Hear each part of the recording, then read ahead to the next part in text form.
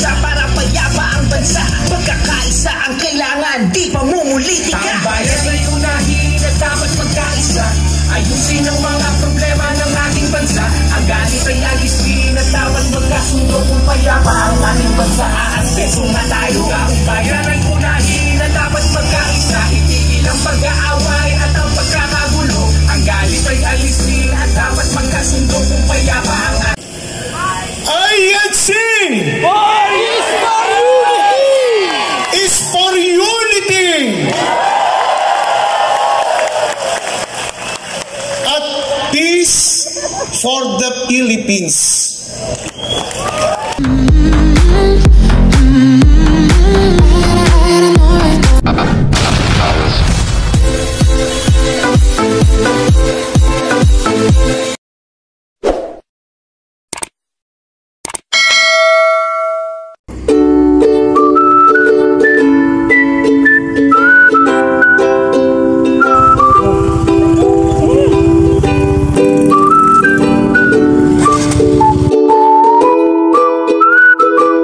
Magandang araw sa ating lahat. So for today's video, travel tayo papuntang Ormoc City. So thank you po sa walang sawang suporta niyo sa aking YouTube channel. So huwag niyo naman pong kalimutan mag-like at mag-comment mga ka-idol. At sa mga bago pa lang sa ating YouTube channel, hindi naman pong kalimutan pindutin yung bell button nandyan sa baba para ma-notify kayo sa mga bagong upload natin sa ating YouTube channel. So sobrang traffic na dito mga ka-idol dahil meron tayong atinan na rally. So shout out po sa lahat ng mga kapatid. God bless po sa ating lahat. Sana suportahan niyo po ang aking YouTube channel mga ka-idol. Mga ka-idol, tapusin niyo po yung ating video hanggang dulo mga ka-idol. So thank you po sa walang sawang pagsuporta niyo mga ka-idol.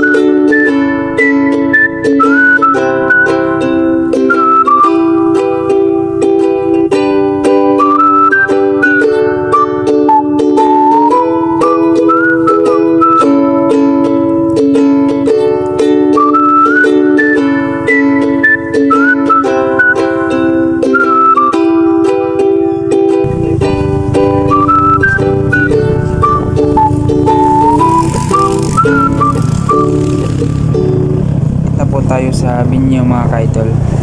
Sobrang dami ng tao dito mga ka-idol. So ayan, tanong tayo mga ka-idol dito kung pwede pa tayo dito makadaan. Motor. Excuse me sir. Excuse me sir, pwede takas ulit sir? Parking? Na mga ka-idol, ang dami ng mga kapatid dito. So dito natin ipapark yung motor sa Superdome. So yan po yung Superdome mga ka-idol. So dito tayo dadaan mga ka-idol. Dito rin po sa park mga ka-idol. Doon po yung Robinson mga ka-idol. So yan po yung Robinson. Gilid mga ka-idol. Robinson yan mga ka-idol na maliit dito sa Ormoc City mga ka-idol.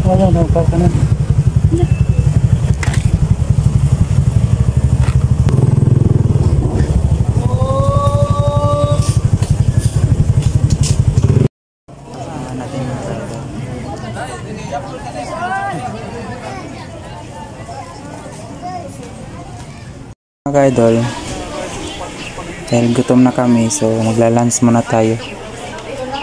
So hanggang alas 8 tayo ng gabi doon sa plaza mga ka-idol. Yan po yung bago tayo pumasok mga ka-idol, check muna yung mga bag natin po para magiging safety tayo sa loob mga ka-idol. check po yan kung anong madala natin. So mayroong nakalagay doon mga kaidol na bawal dalhin mga kaidol.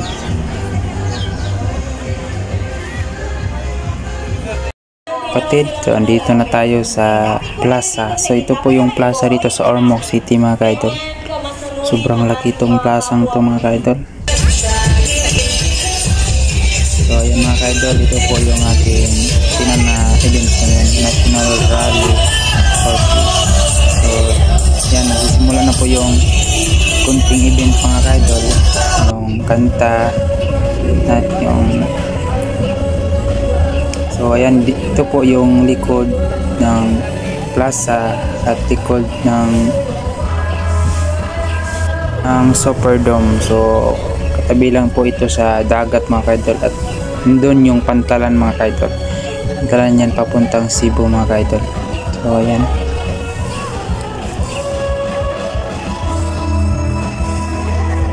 Idol, puntahan natin yung Superdome. So ayan po yung Superdome mga kaidol. Ang dami ring tao dito sa loob. So yung iba nagpapahinga dahil malayo pa yung mga biyahe. All liti po ito mga kaidol. Kaya nagpapahinga yung iba dito sa loob ng Superdome kasi maluwag at magandang mag-relax dito mga kaidol.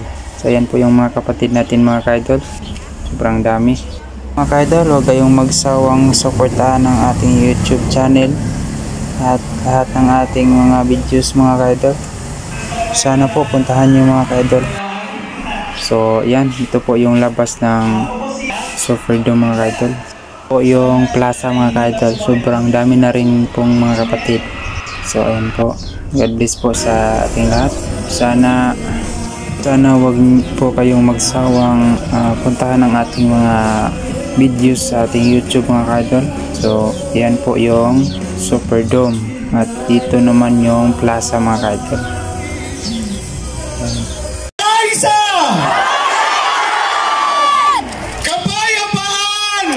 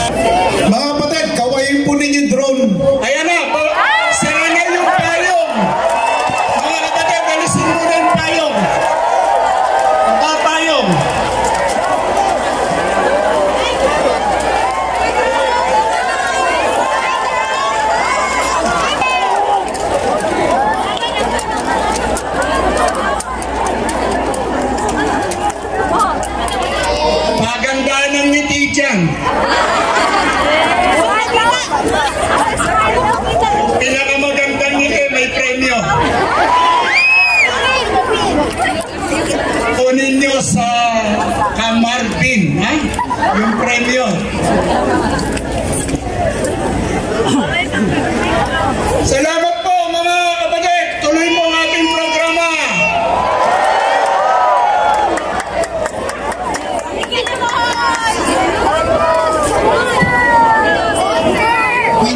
Hoy, sabay-sabay naman po tayo. Itaas po ang ating mga flaglets. Sabay-sabay ha. When I say you, you will say yay. Okay, one more. One more time. When I say you, you will say. Sige pa yun. Huwag pa tanang undang. Hey! Oh, 5 seconds. 1, 2, 3, 4, 5. Yay! Oh, diba? Basta po magkakasama tayo. Masaya. Masigla. Basta't okay, once more.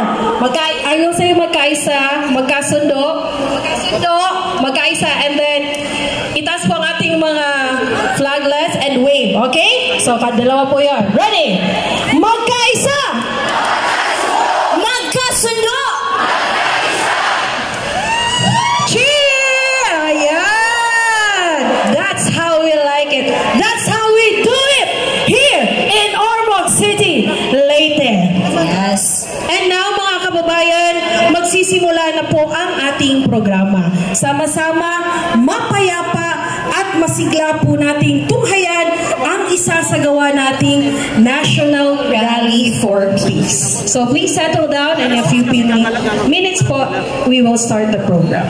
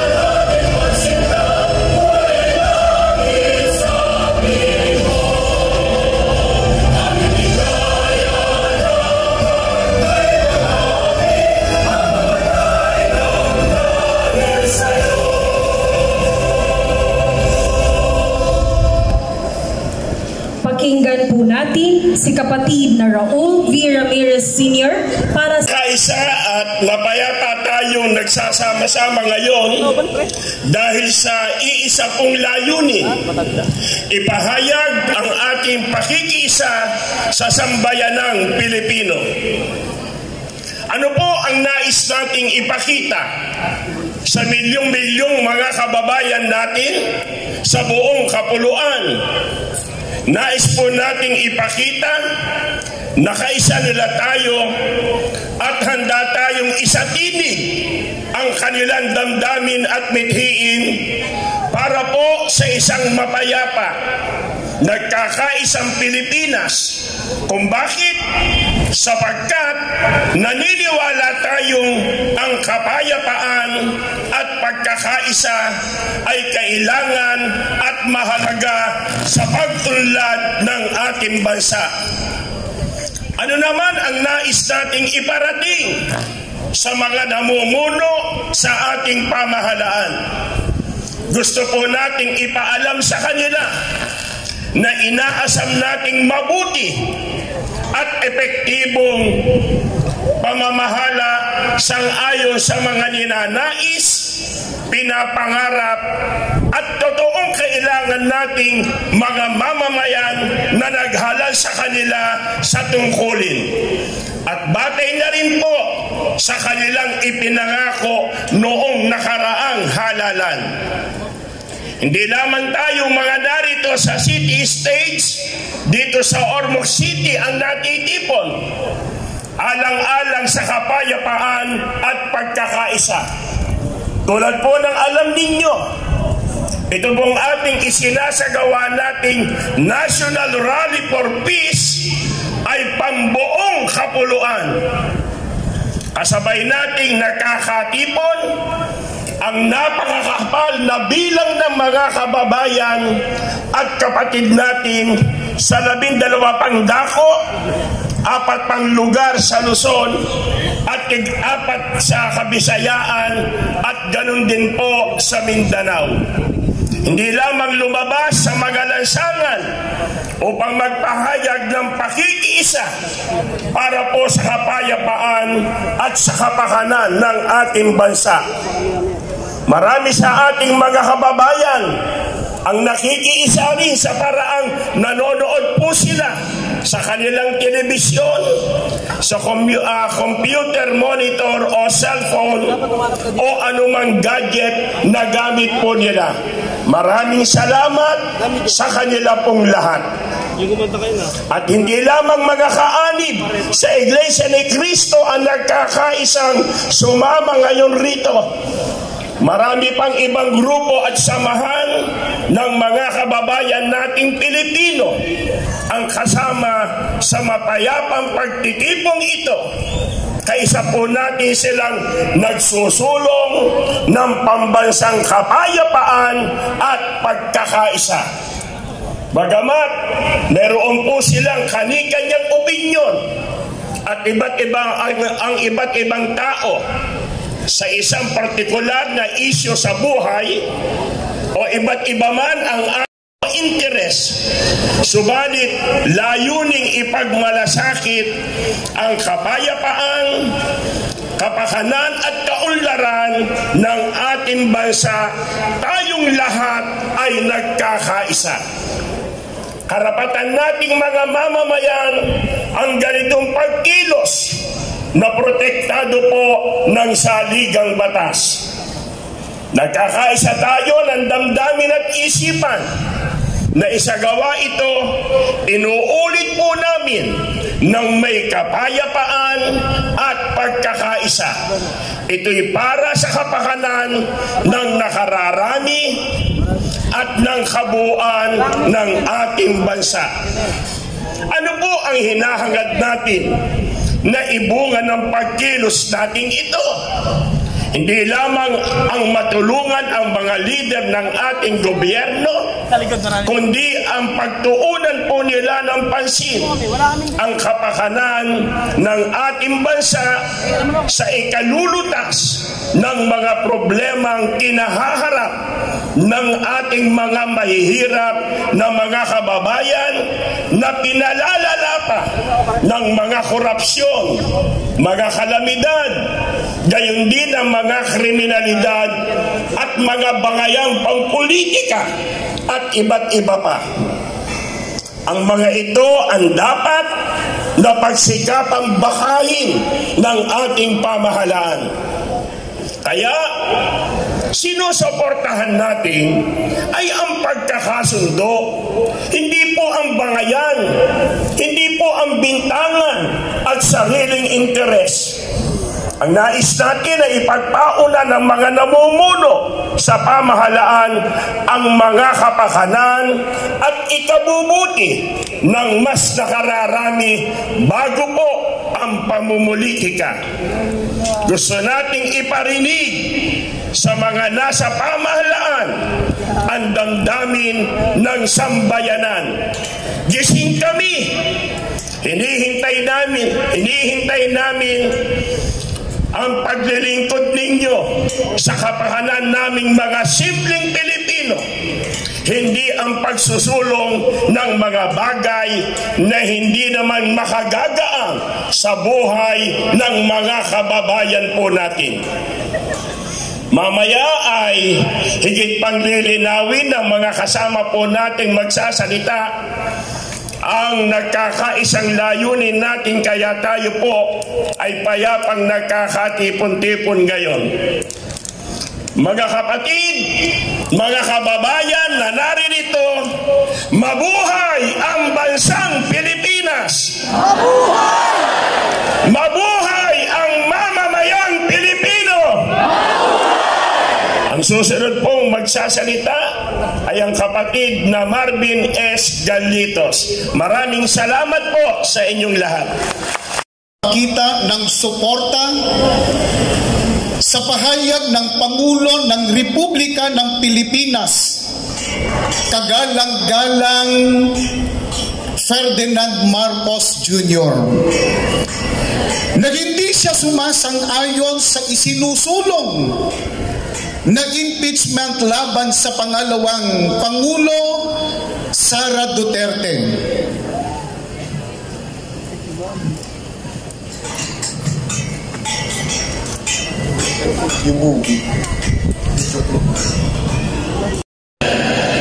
What will happen to the if somebody files an impeachment. It will tie down the House, it will tie down the Senate, it will just take up all of that, and for what? For nothing. For nothing. None of this will help improve a single Filipino life. As far as I'm concerned, it's a storm in a teacup.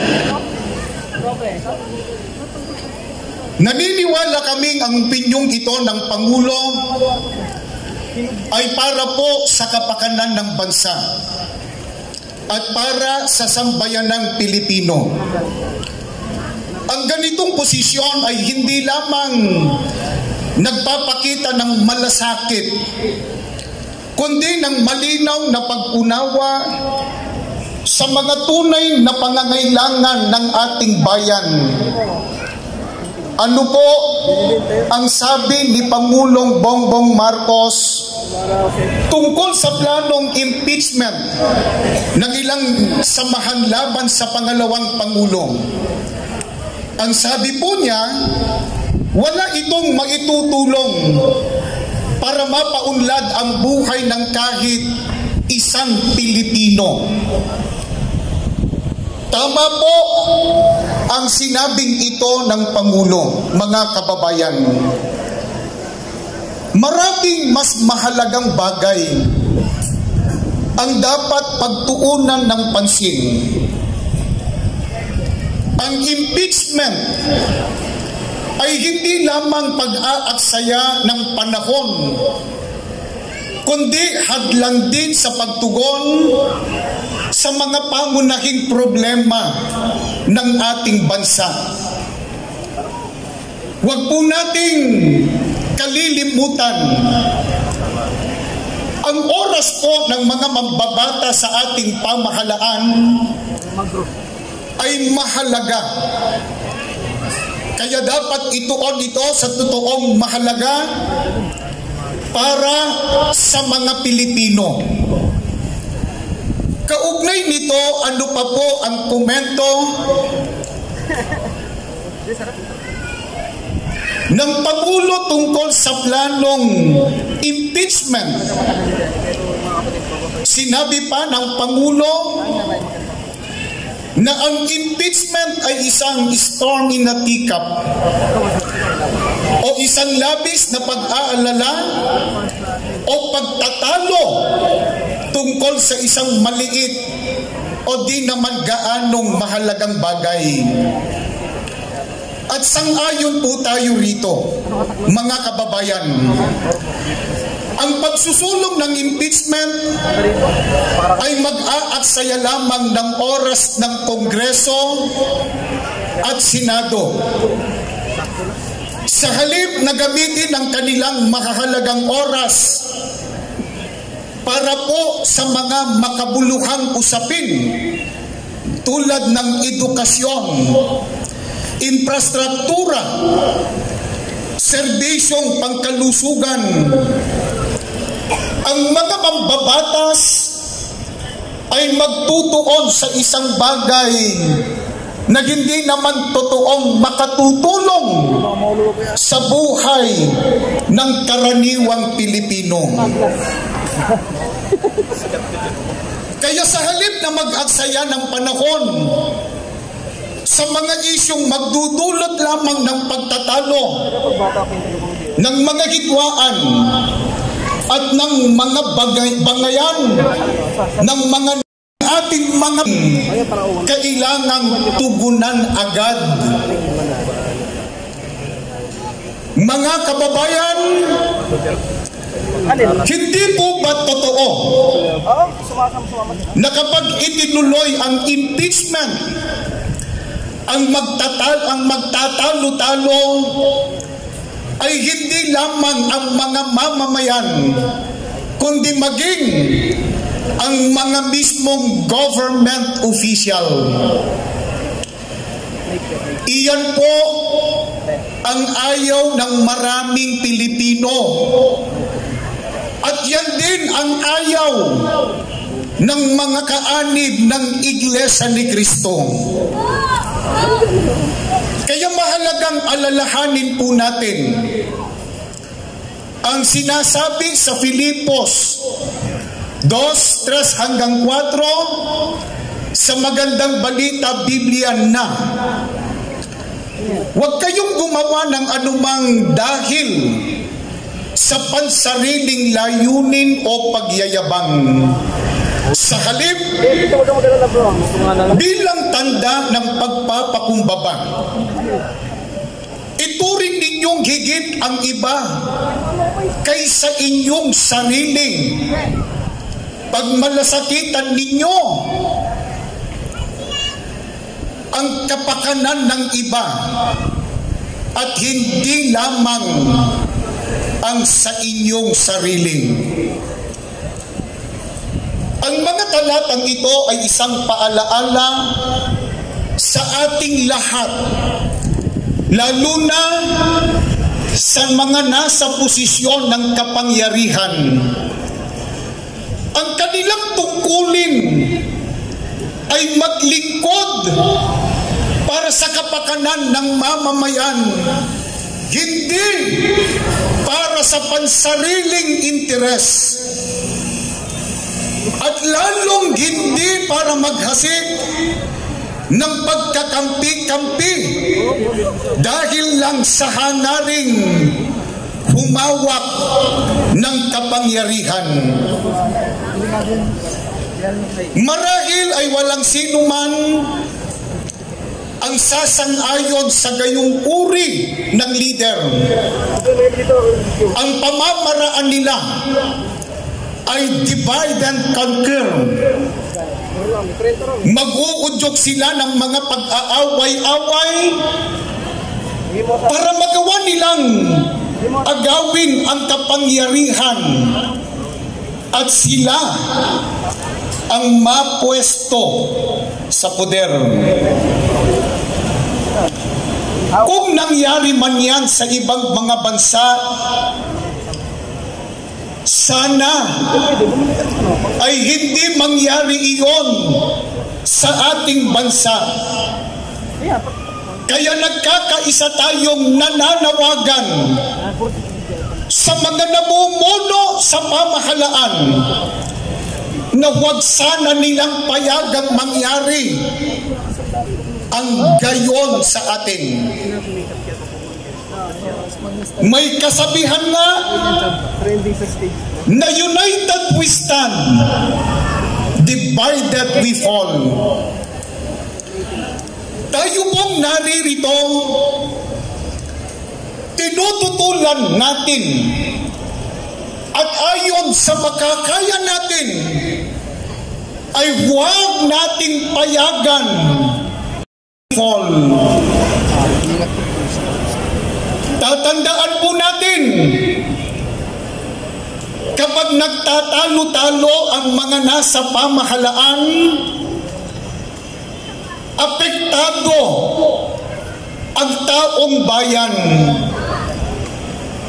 Kapag magulo ang bansa, ang mga mamamayan ang kawawa.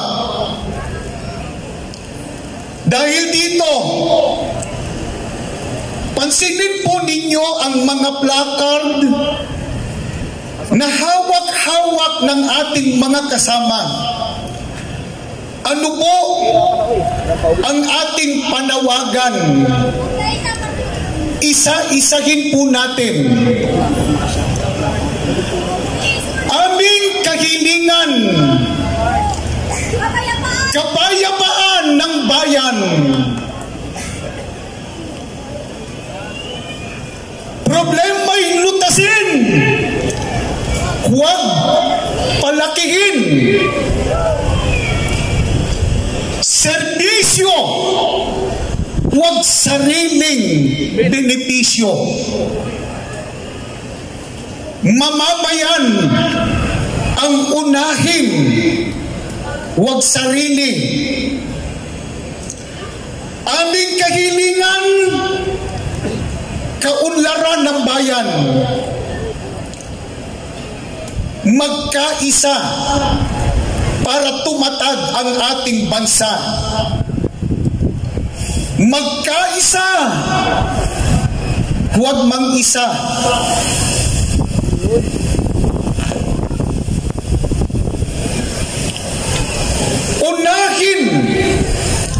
Ang bayan,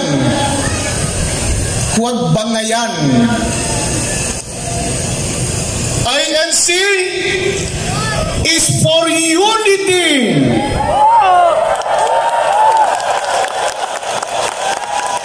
Inuulit namin, mga kababayan at mga kapatid, INC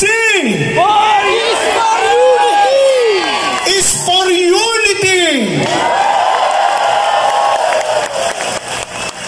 at peace for the Philippines.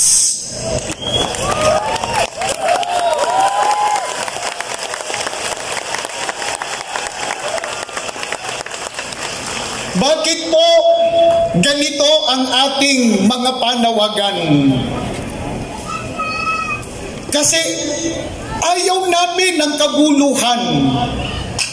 Saan man panig ito manggaling. Ang nais namin ay kapayapaan.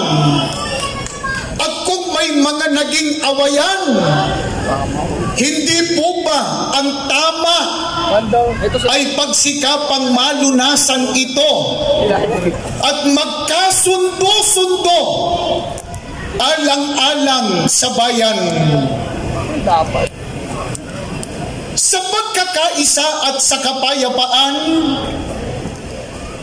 ay mayayanig at mamamayani ang sambayanan. Kaya sana ay maging mabuting halimbawa ang ating mga namumuno sa pamahalaan. Sa ikapapayapa, ano po ang itinuturo ng Biblia na dapat gawin? Ay ganito po ang sinasabi. Lumayo kayo sa masama at gawin ninyo ang mabuti. Pagsikapan ninyong kamtin ang kapayapaan. Ito po ang itinuturo ng Panginoong Diyos. Ito po ang dapat nating gawin para kamtan natin ang kapayapaan. Ang lumayo sa masama at gawin ang mabuti. Ano ang isa sa mga gawang mabuti na dapat gawin para sa ikapapayapa? Ayon pa rin sa Biblia, dapat ipagpauna ng isa't isa ang iba. Yan ang sinasabi. Huwag lamang ang sarili ninyong kapakanan ang inyong isipin, kundi ang kapakanan din ng iba. Unang Korinto 10:24. Kaya para po sa kapakanan ng kapwa-tao at mga mamamayan, dapat isantabi ang mga pansariling kapakanan at personal na ambisyon. Alang-alang sa mahal nating bansa, dapat magkaisa at iwasan ang pagkakabahabahagi at kabuluhan. Bakit dapat iwasan ng mga lider ng bansa ang pagkakabahabahagi? Kakabahabahagi tayo, hindi po maisusulong ang kapayapaan. At kapag kaguluhan ang mamamayani, hindi po mahaharap ang paglutas sa mga problema ng ating bansa. Tulad po ng pagtaas ng presyo ng bilihin, seguridad ng mga mamamayan sa mga tumitinding mga kalamidad, kakulangan ng hanap buhay,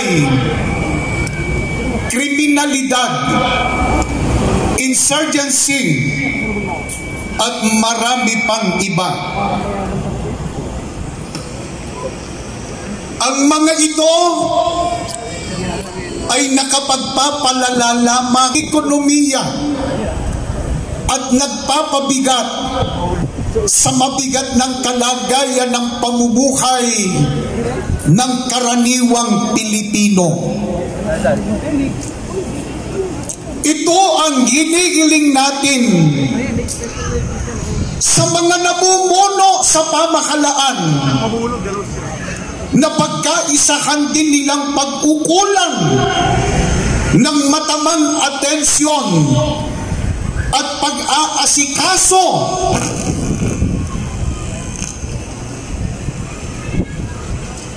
sa halip na bangayan ang kapakanan ng Pilipinas. Nawa ang pag-ukulan nila ng pansin at panahon. Kaya kahit matapos na ang isinasagawan natin ngayon na sama-sama at mapayapang pagkilos, ang ating mga panalangin sa Diyos ay basbasan niya ang ating bansa ng kapayapaan. Tanglawan-nawan niya ang kaisipan ng mga namimili. Mga kababayan, mga kapatid, maraming salamat po sa inyong pakikipagkaisa.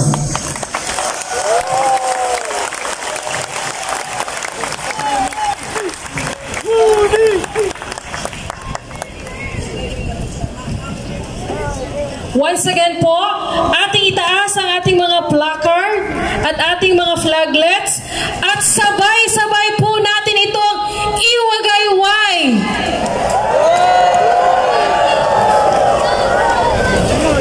Isang malaking hiyawan po, mga kababayan at mga kapatid. INC is for unity.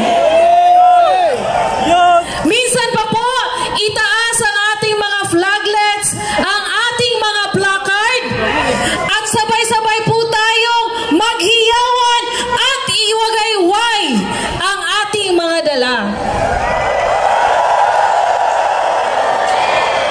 Maraming salamat po. Mga kapatid, tunghayan po natin sa ating LED wall ang isinasagawang programa sa Quirino Grandstand. Ay lumulubha pa, kailangang harapin ang marami nating problema. Maraming nagugutom sa Maynila at probinsya at maraming trabahante di sapat ang kinikita. Pamilyang hindi sapat ang pagkain sa mesa. Kapag sila'y nagkasakit, wala rin pampa-ospital. Kabuhayang hinampas ng matinding kalamidad at tumataas ang antas ng kriminalidad. Hindi mabuting panoorin na puro na lang kampihan. Kaliwat ka ng batikos, kabi-kabilang alitan ng dapat asikasuhin at kailangang malunasan ng mga problemang nagpapahirap sa ating bayan. Sa ating ang panahon, pagkakaisa ang solusyon. Magtulungan tayo, ito ang kailangan ngayon. Dapat nagkakaisa para payapa ang bansa. Pagkakaisa ang kailangan, di pa mumulitika. Ang bayan ay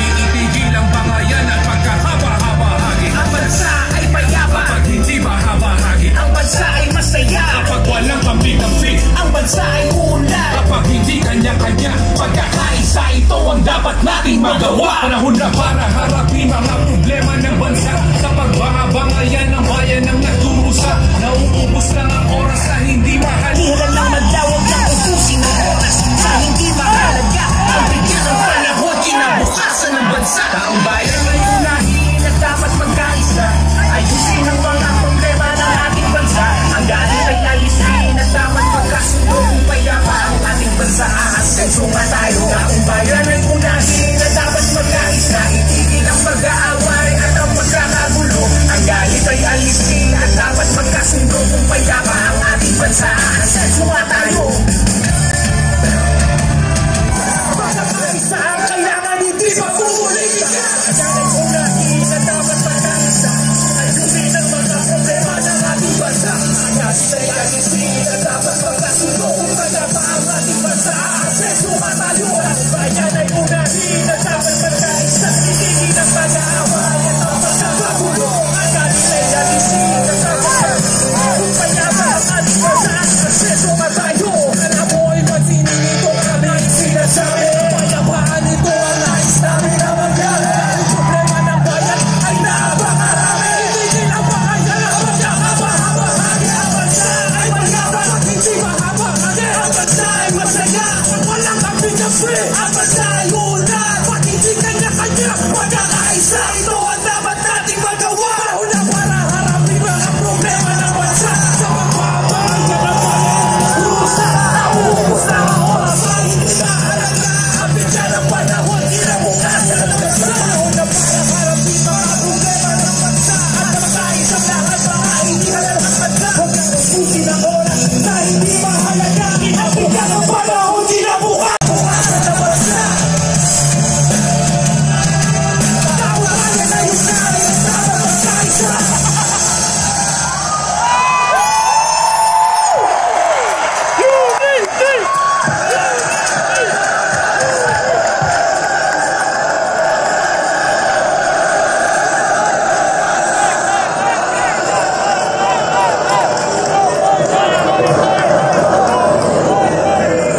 Muli po, magandang hapon sa inyong lahat.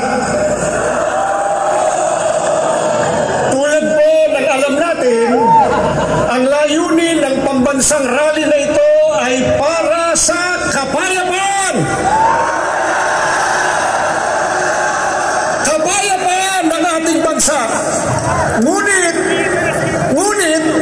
ang tunay na kapayapaan ay makakamtan lamang kung ang batas ay irerespeto at paiiralin. Hindi po tayo laban sa anumang proseso ng paglilitis, anuman ito. Kailanman at ito po naaayon, sumusunod sa batas. Kaya, upang magbigay linaw ukol sa diwa at kahalagahan ng pagpapairal at pagsunod sa rule of law na siya pong sandigan ng kapayapaan tungo sa ikalulutas ng maraming problemang kinakaharap. Panahon, kinabukasan ng bansa. Panahon na para harapin mga problema ng bansa. At magkaisa lahat mga hindi halagang madawag ng ubusin ng oras sa hindi mahalaga. Ang bigyan ng panahon,